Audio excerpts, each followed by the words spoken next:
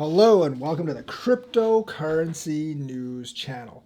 Now we got word that El Salvador, the Bitcoin country, is having trouble and is actually trying to buy back its sovereign debt, and they're trying to allay default concerns. The IMF could come and save them, but remember, they made Bitcoin legal tender, so the IMF is wrathful against them. This story is from CoinDesk, but other outlets have actually reported it too.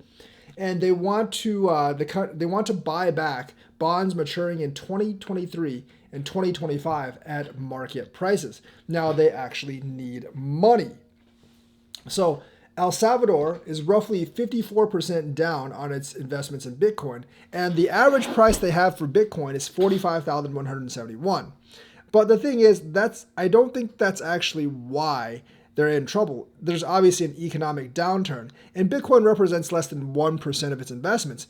But if they're actually lacking money, they could actually have to unload some of this Bitcoin at very low prices.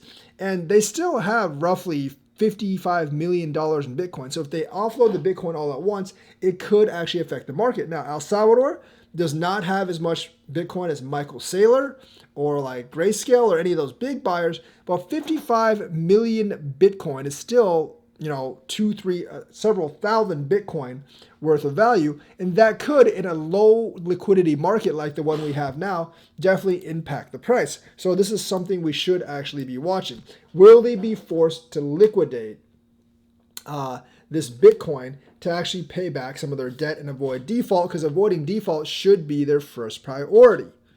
So I don't really know what the president is actually saying. He's probably not too popular right now. So the bonds maturing in 2023 total 800 million, while those maturing in 2025 represent a similar amount.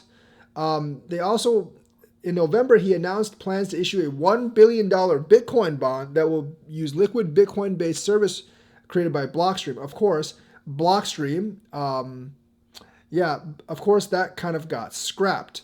However, the initiative was postponed due to unfavorable market conditions. And these unfavorable market conditions not are only in Bitcoin, but are probably in the stock market as well. And the country is actually facing default.